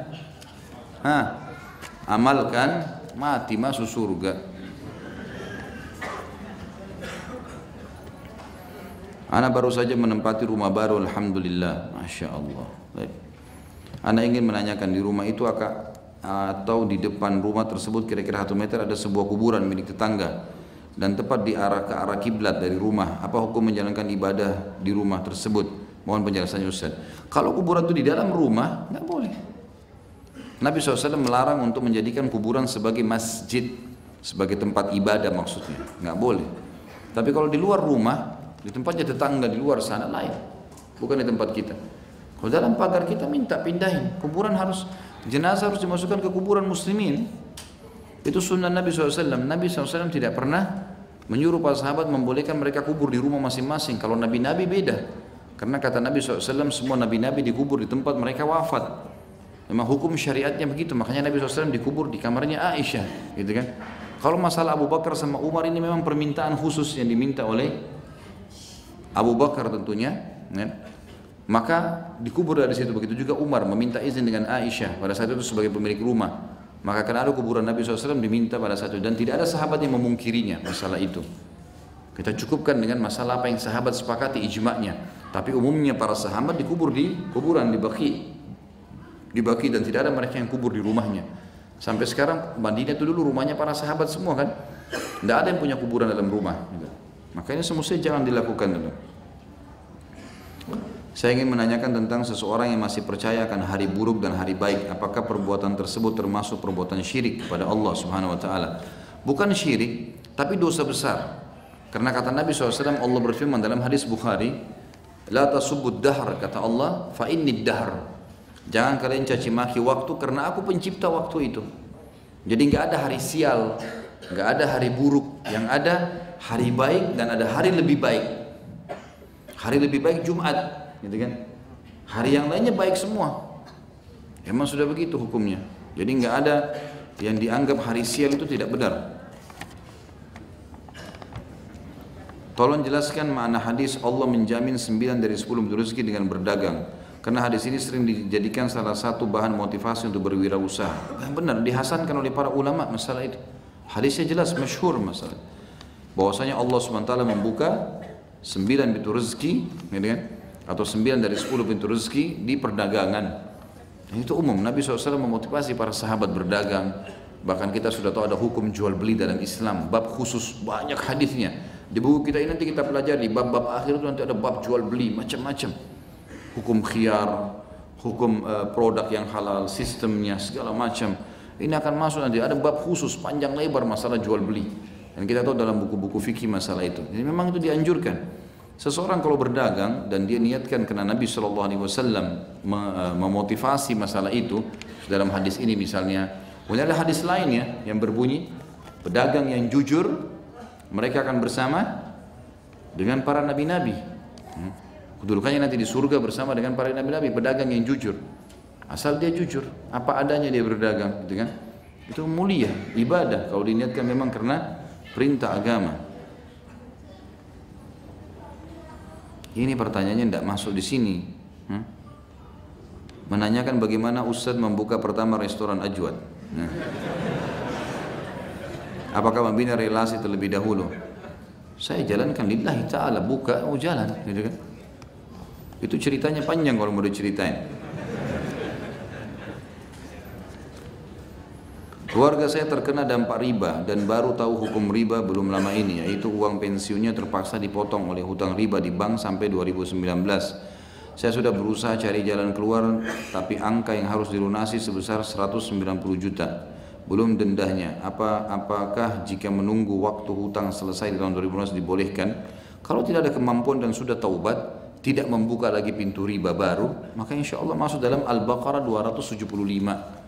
Setiap masalah riba antum baca di Al-Baqarah 275. Nanti akan punya jawaban di situ. Asal dia sudah taubat nasuha, punya KPR, sudah terlanjur berjalan 5 tahun, 10 tahun, dia taubat baru tahu riba.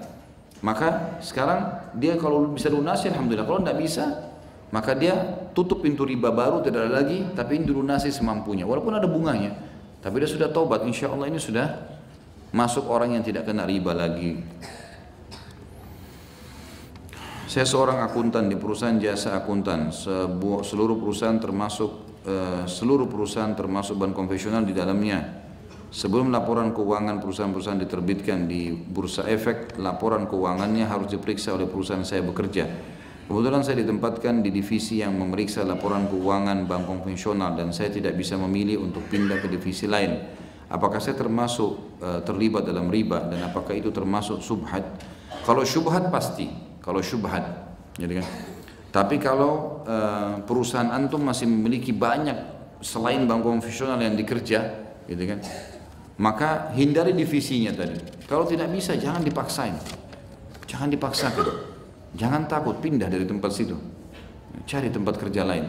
Jadi teman-teman sudah pernah saya bahasakan, kalau antum bertanya kepada seorang dai tentang masalah hukum, saya bekerja di sebuah tempat, antum harus keluar dulu dari tempat itu, cari jalan. Artinya kalau dikasih solusi keluar, jangan tinggal di situ, karena semua dai itu lagi pegang selang air. Saya lagi pegang selang air nih. Antum lagi injak becek, tapi masih di beceknya, Ustadz bersihin saya. Kalau saya siram di situ, makin becek antum di sini. Artinya gini, kalau antum bertanya, sudah kemudian saya jelaskan hukum, tetap antum nggak keluar, itu lebih berat hukumnya daripada belum bertanya. Karena sekarang sudah terlanjur tahu udah hukumnya, lebih berat lagi. Jadi saya siram tanpa becek di situ. Caranya keluar dari becek itu, baru saya siramin bersih itu. Semut di lubangnya dikasih rezeki. Apalagi antum beriman kepada Allah. Harus punya iman yang baja ini, iman kerupuk. Nanti kerja apa, nanti makan cengeng betul. Bismillah, melangkah. Kerja apapun laki-laki harus bisa, biar angkat batu. Maksudnya bukan anda merenggek, jangan antum anggap ini berarti penghinaan bagi penanya, bukan. Cuma saya motivasi harus kuat imannya teman-teman sekalian. Lebih berat kita kalau harus berkonsekuensi menanggung dosa hari kiamat, lebih berat daripada harus mengurus, apalagi kalau sampai editing antum atau sesuatu yang antum kerjain tadi, masalah antum memeriksa laporan keuangannya sehingga bank itu makin maju, antum punya andil di situ. Punya andil, haram-haram akhi. Nggak mungkin kita mengatakan itu halal. Tidak mungkin saya menjual akhirat saya untuk menjawab tidak boleh atau boleh. Ya. Mohon doa untuk saudara kami yang sedang sakit kanker otak dan lagi mau proses pengobatan operasi. Semoga Allah mengangkat menyembuhkan penyakitnya. Insya Allah. Mudah-mudahan. Dan semua muslimin mudah-mudahan yang sedang menghadapi masalah diangkat oleh Allah Subhanahu wa Ta'ala. Bagaimana ini besar begini, masya Allah, cuma ini.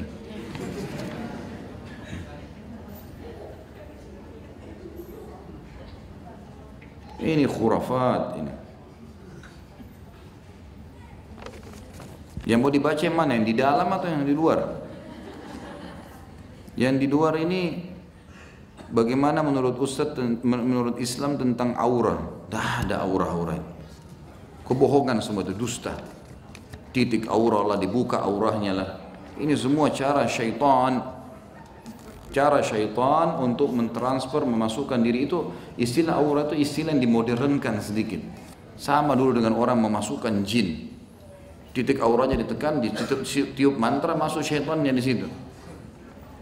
Coba kalau orang yang pernah dibuka titik auranya, coba ruqyah, pasti kesurupan tuh. Itu semua syaitan, jangan akhi dan ukhti. Dan akhwat yang masuk di salon-salon jauhi, kecuali salon muslimah. Jangan sampai ada titik aura, jangan sampai terlihat auratnya secara keseluruhan. Semua haram dalam agama, tidak boleh. Enggak perlu buka-buka titik aura. Enggak pernah ada riwayat satupun Nabi SAW suruh sahabatnya buka titik auranya atau.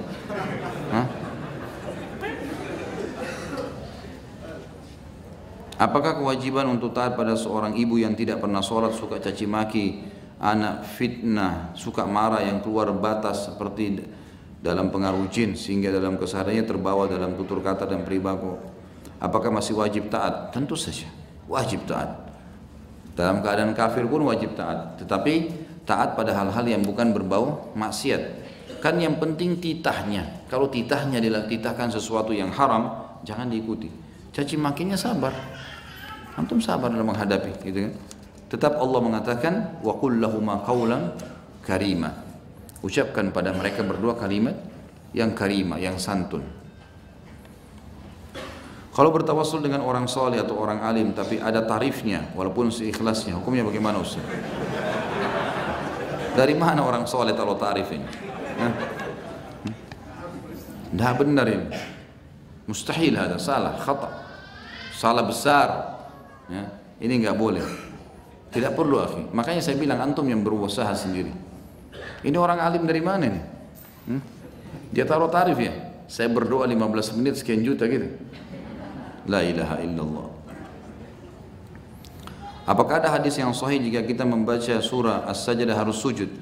Dan apakah ada surah lain selain As-Sajdah? Tentu saja. Sunnah Nabi SAW. Nabi SAW sering membaca di hari subuh hari Jumat. Dan beliau sujud. Gitu kan? Dan ada bab khusus namanya sujud tilawah. Banyak hadis yang menjelaskan kalau membaca ayat-ayat sujud tilawah maka Nabi SAW sujud. Itu sudah masyhur dalam riwayat-riwayat yang sahih. Kalau tidak salah ada buku terbitan pustaka Ibnu Umar itu judulnya 3 sujud. Di antaranya sujud syukur, sujud tilawah, sujud sahwi. Itu dirincikan semua tentang tata caranya, dalil-dalilnya itu antum beli. Mungkin 10.000 rupiah lah harganya. Tiga sujud judulnya kalau tidak salah. Apakah ada hadis tentang wajibnya kita menghadiri undangan? Bagaimana jika kita diundang ke pesta pernikahan yang tidak syar'i? Bolehkah kita hadir? Banyak hadis. Di antaranya hadis Bukhari Muslim. Hak Muslim terhadap Muslim adalah salah satunya menghadiri undangannya. Dan ada bahasan kita nanti di sini di bab adab itu. Ada adab ukhuwah dalam Islam. Adab persaudaraan nanti akan ada. Termasuk kita menjawab undangannya. Tapi selama undangan tidak bawa maksiat. Tidak boleh untuk hadir kalau berbau maksiat. Kalau misalnya akad nikah. Umumnya kalau ikhwah saya sarankan hadir di akad nikahnya.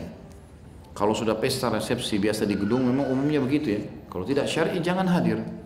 Karena tidak boleh ada maksiat, tidak boleh menghadiri maksiat.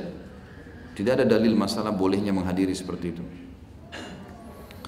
Apa hukum berwisata ke candi? Bagaimana? Untuk apa? Kenapa antum ke candi? Hah? Peninggalan? Mau pengen lihat? Buka YouTube tinggal lihat. Jauh-jauh ke sana untuk apa? Buang-buang waktu, buang umur untuk apa? Baca Quran ya akhi. Datang ke pesantren.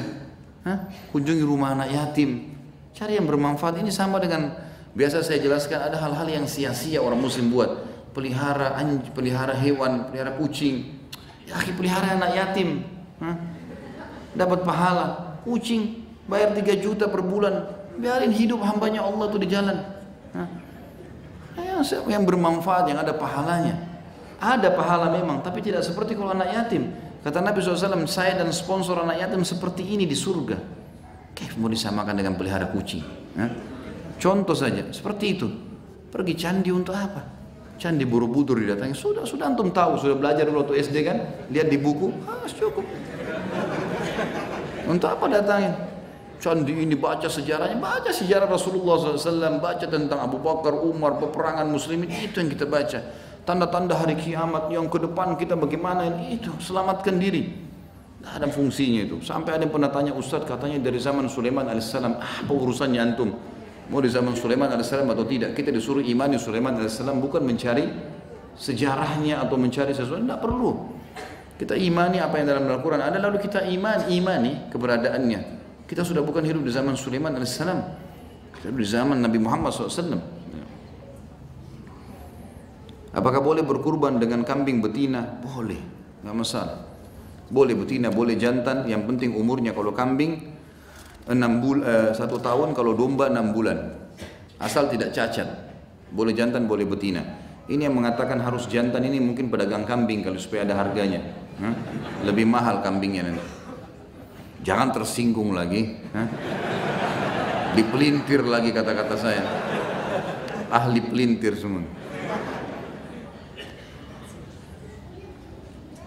Di sekolah Cina tiap ada waktu untuk menyanyi lagu kebangsaan. Maksudnya apa? Di sekolah anak tiap pagi ada waktu untuk menyanyi lagu kebangsaan. Apa yang harus anak lakukan? Soalnya jika anak tidak lakukan, anak ditegur guru. Tak usah ikut. Saran saya nggak usah ikut. Masa dia mulut kita semua? Saran saya, Allahu a'lam ya. Tentu ini bukan berarti kita melarang kita, tapi saya membahas. Kalau saran saya kan ditanya. Kalau saya tidak usah ikut lah. Gitu. Mungkin kalau dia lagi nyanyi, itu ulangin surah Al-Falaq atau An-Nas.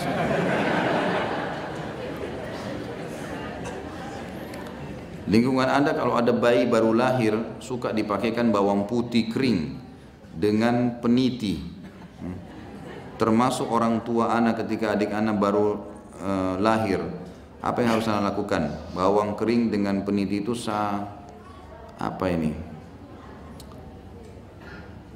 sering diikuti dengan kepercayaan, tapi ada kepercayaan tidak boleh, tidak ada hubungannya bawang putih sama bayi lahir apa segala. Bawang putih goreng, masak, tak ada hubungannya, macam-macam saja. Semoga Allah kasih hidayah. Jadi tidak boleh, akhi. Berikan nasihat ke orang tua antum, sampaikan baik-baik. Ini kita muslim, punya agama. Ini ada panduannya enggak? Gitu. Ada sesuatu enggak yang bisa kita lakukan? Oh, ini keyakinan orang tua, tapi apa hubungannya bawang putih dikasih peniti dengan bayi ini? Apa hubungannya? Bisa menyelamatkan dari syaitan, baik. Ada kan ini? Lihatkan buku tentang ruqyah. Ini ada cara, ini doanya diajarkan. Kita sampaikan apa adanya. Jangan diikuti, jangan diturun-temurun itu. Ini tulisannya sama semua ini, satu orang rupanya.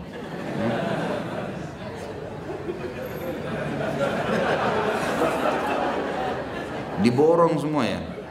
Kalau ibu saya meminta saya untuk mencabut uban karena gatal, apa itu diperbolehkan?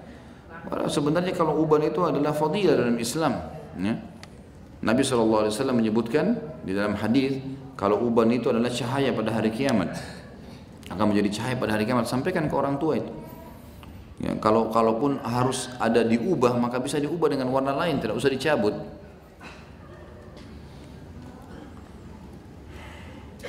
Baik, ini mirip semuanya. Kita pindah ke yang lain. Bagaimana menghadapi orang yang tidak mudah faham karena dibilangi diam, tapi dia malah mudeng, lama-lama kesel. Tinggalkan. Selesai. Gitu.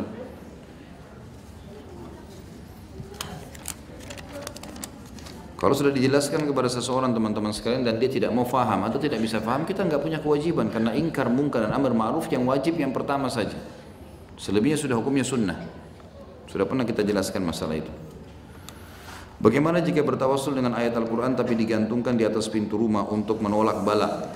Ada hubungannya. Biar antum pasang ayat kursi 1000 kali 1000 meter, tidak bisa mengusir syaitan. Kalau dibaca. Kalau seseorang menempel ayat Al-Quran dengan niat memang ini adalah rumah Islam, bukan menganggap itu bisa mengusir syaitan, itu boleh-boleh saja, masih ada ulama membolehkan. Tapi kalau dia anggap ini bisa mengusir syaitan, itu tidak benar. Al-Quran fisiknya juga tidak bisa mengusir syaitan. Buktinya orang kalau mengaji bisa ngantuk kan? Nah, benar nggak? Nah, iya. Jangan lagi dipelintir ini. Saya sering cemberut kalau di depan keluarga saya, tapi kalau depan teman saya ceria. Bagaimana caranya agar saya tidak cemberut lagi di depan keluarga? Karena saya takut memutus silaturahim. Jawab diri sendiri. Kenapa tanya saya bagaimana caranya supaya tidak cemberut? Hah? Ini kenapa ini? Bagaimana caranya? Ya berubahlah. Kitab yang dikaji ini ada berapa jilid? Karena saya hanya sampai pasal 13 kitab yang saya miliki. Minhajul Muslim kalau yang cetakan ini full 1 jilid saja. Makanya saya pernah bawain kan, tinggal antum beli buku yang seperti ini, terbitan Darul Haq ini cuma 1. Di dalamnya ada 4 bab induk, ada bab akidah yang kita masih ada di dalamnya sekarang membahas, ada bab adab, ada bab akhlak, dan ada yang terakhir nanti bab muamalah, fikih. Mohon doanya Ustaz, saudara saya Irwansa ingin bertawassul dari Jamaah Al-Fatah untuk kesembuhan saudara kita. Sudah 1 bulan dirawat di rumah sakit otak Cawang. Sekarang mengalami kebutaan mata dan kelainan otak. Semoga cepat diangkat penyakitnya dan istrinya diberi kesabaran dalam merawat suaminya. Insya Allah semoga saja apa yang diniatkan bisa diterima oleh Allah Subhanahu Wa Taala, dan juga semua niat baik muslimin diterima. Tadi Ustadz bilang kita harus bisa membaca apa ini?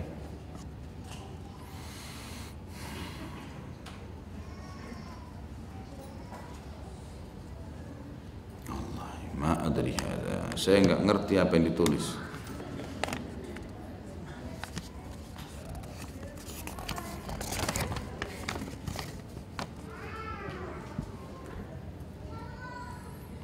Saya ingin bertanya tentang masalah perzinahan. Saya punya saudara yang telah melakukan perbuatan zina. Semoga Allah Azza wa Jalla mengampuninya. Katakan P pria dan W wanita, keduanya ini berzina. P dan W berzina lalu perbuatan itu diketahui oleh orang tuanya lantaran W hamil di luar nikah. Apakah boleh menikahkan P sama W ini dalam keadaan hamil, dan apakah menikahkan P dan W ini dalam keadaan sudah apakah boleh menikahkan P dan W dalam keadaan sudah melahirkan? Karena pada saat W hamil orang tuanya melarang menikahkan anaknya hingga anak itu lahir. Jadi bagaimana hukumnya yang sebenarnya Ustaz? Pada saat hamilkah atau anak itu sudah lahir kemudian menikah? Tentu pendapat yang paling kuat jumhur ulama mengatakan tidak boleh wanita hamil menikah, tidak boleh. Karena Nabi SAW menemukan wanita-wanita yang hamil justru disuruh meletakkan hamilnya, dan beliau bersabda janganlah seseorang menimpahkan spermanya pada sperma saudaranya. Baik, dia pemilik sperma kok Ustaz? Iya, sperma yang dilakukan dalam perzinahan statusnya tetap dianggap sperma asing, walaupun pelakunya nanti dia nikah, dia letakkan spermanya lagi. Ini dianggap sperma sah yang benar, yang sah. Ini sperma yang tidak sah, walaupun dia pemilik sperma. Kan gitu. Karena ini dalam keadaan zina, dalam keadaan haram. Ini masuk dalam sabda Nabi SAW, jangan seseorang dari kalian meletakkan sperma di atas sperma saudaranya, maksudnya yang halal dan haram. Ini masuk di dalamnya. Baik, kalau seandainya, ini jumhur ulama mengatakan tidak boleh. Ada satu celah, disebutkan oleh Ibnu Taimiyah rahimahullah. Beliau berpendapat secara pribadi, dan ini sebenarnya tidak diumumkan fatwanya, tetapi karena di Indonesia banyak sering terjadi masalah ini, maka saya sebutkan. Ibnu Taimiyah mengatakan rahimahullah, ada satu celah di mana orang kalau berzina boleh nikah. Terutama kalau dinikahkan setelah melahirkan itu lebih tepat secara syar'i, itu pendapat jumhur. Sampai melahirkan baru dinikahkan, gitu kan? Baik sama laki-laki yang sama atau sama laki-laki yang lain. Tapi sementara hamil jumhur menolak, tidak boleh. Ibnu Taimiyah mengatakan boleh nikah dalam kondisi hamil, tapi satu keadaan.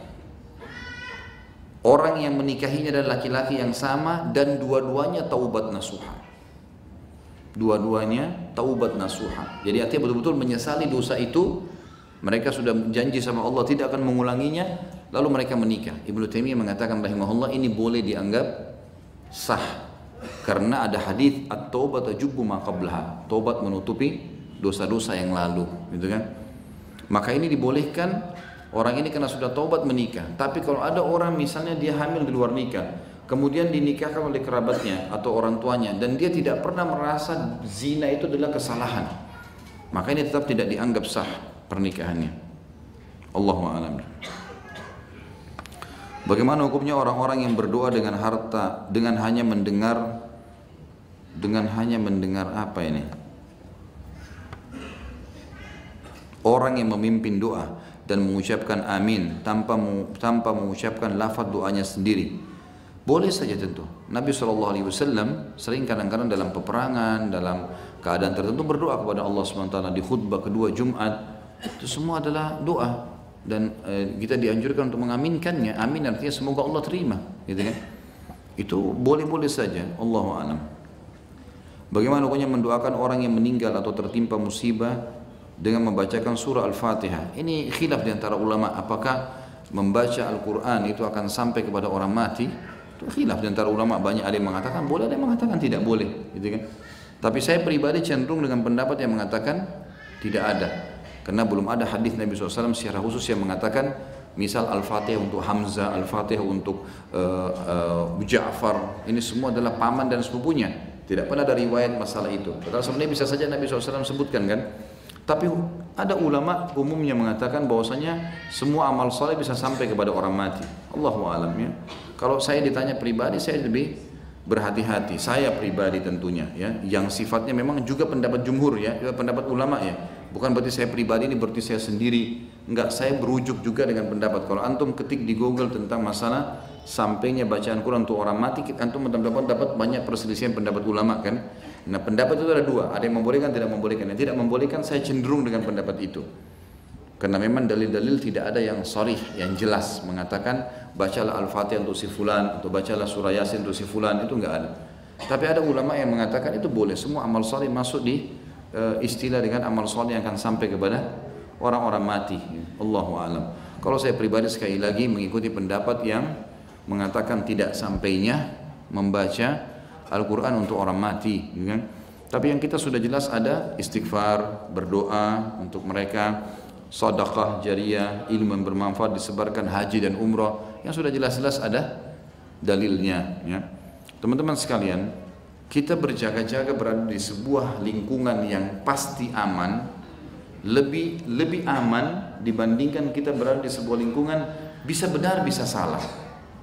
Bisa ditangkap maksudnya? Kalau kita menjaga diri kita pada perbuatan amal soleh yang ada dalilnya jelas, gitu kan? Maka kita berada di zona yang aman karena ada dalil, nggak ada keraguan. Pasti diterima sama Allah, tinggal keikhlasan dan mengerjakan dengan benar. Tapi kalau kita di luar zona ini, bisa benar, bisa sunnah, bisa bid'ah, ragu kan gitu. Kita berada di zona yang tidak aman, teman-teman sekalian. Tidak aman, dan ini berbahaya buat kita. Sementara di zona aman ini sudah banyak sekali dalil, banyak amal yang bisa kita kerjakan. Seperti berbanyak istighfar untuk mayit, kita mendoakan mereka, berdoa sampai 1 jam, 2 jam, 3 jam doain orang tua kita, nggak masalah. Berdoa sebanyak-banyaknya karena memang doa anak soleh diterima. Istighfar untuk dia, bersedekah buat dia setiap hari, setiap saat, gitu kan? Kita haji dan umroh, sebarkan ilmu bermanfaat dari dia yang jelas di zona aman. Udah, kirim sebanyak mungkin, gitu kan? Di zona yang tidak aman, yang belum jelas dalilnya, ini bisa benar bisa salah. Karena tidak selamanya niat baik itu bisa diterima, kan harus seperti yang Allah inginkan. Allah kan sudah sempurnakan agamanya. Jangan lagi teman-teman yang sedang diingatkan masalah ini tersinggung. Enggak, ini yang suka buat yang dianggap bid'ah ini, fadhal, buat deh kalau mau, gitu. Karena kalau diingatkan tidak mau dengar, ya sudah, itu hak antum, silahkan saja. Jangan dianggap oh ini berarti dilarang, ya sudah. Tapi jangan juga larang kami mengatakan ini adalah salah, ya. Ini zona amannya ini loh, supaya masing-masing saling menghormati. Kalau emang tetap mau lakukan, ya silahkan. Seperti bahasa saya teman-teman sebagai penutup, setiap orang di muka bumi ini seperti belanja di supermarket, bisa pilih barang apa saja, tapi lewat kasir, ada tanggung jawabnya. Apalagi kalau sampai instruksikan orang mengerjakan tanpa ada dalil yang jelas, konsekuensinya berat, kan gitu. Lebih baik kita di zona aman, ini kerjain, ini hadisnya, ini ayatnya, pasti, ya. Itu aja kita sibukin diri. Bukankah itu lebih aman? Lebih aman, lebih baik. Mungkin begitu teman-teman sekalian. Semoga apa yang kita bahas hari ini bermanfaat buat kita semua, dan semoga amal yang pernah kita kerjakan semua diterima oleh Sang Pencipta Allah, dan semoga semua dosa yang pernah kita kerjakan sekecil sampai sebesar apapun dimaafkan dan diganti dengan kemahamurahnya menjadi pahala. Dan semoga saja sisa umur kita ke depan semuanya diisi dengan amal saleh, keberkahan di harta, di keturunan, di pasangan, dan juga puncaknya kita masuk ke dalam surga tanpa hisab. Dan kita mohon kepada Allah Zat Maha Kuat, Maha Perkasa, yang saya yakin sedang melihat kita sekarang dan mendengarkan kita dan malaikatnya hadir di majelis ilmu ini, agar memberikan pertolongan untuk saudara kita di Palestina, di Syria, di Yaman, di Irak, di Myanmar, di Ahsa, dimanapun mereka berada sedang terlintas. Semoga Allah ikhlaskan niat mereka, terima para syuhada mereka, muliakan Islam di tangan mereka dan tangan kita semua, dan semoga Allah dengan kemahamurahannya mempartisipasikan kita bersama mereka di pahala, baik dengan doa dan harta juga dengan jiwa kita. Dan semoga Allah dengan kemahamurahannya memberikan hidayah para pemimpin-pemimpin negara ini dan negara-negara kaum muslimin agar kembali kepada Al-Quran dan Sunnah, memuliakan Islam di tangan mereka sehingga memang menjadi amal jariah buat mereka. Dan semoga negara kita menjadi contoh buat negara-negara Islam yang lain. Dan semoga semua orang yang belum dapat hidayah diberikan hidayah, yang berbuat salah semoga diampuni dan dimaafkan, dan semoga semua permusuhan dan perselisihan diangkat oleh Allah yang Maha Pemurah dan Maha Bijaksana. Dan sebagai penutup, semoga Allah menyatukan kita semua di surga Firdausnya tanpa hisab, mana Ia satukan kita di majelis ilmu yang mulia ini. Kalau ada benar dari Allah, kalau salah dari saya mohon dimaafkan. Subhanakallahumma bihamdika, asyhadu an la ilaha illa anta subhanaka, astaghfiruka wa atubu ilaik. Wassalamualaikum warahmatullahi wabarakatuh.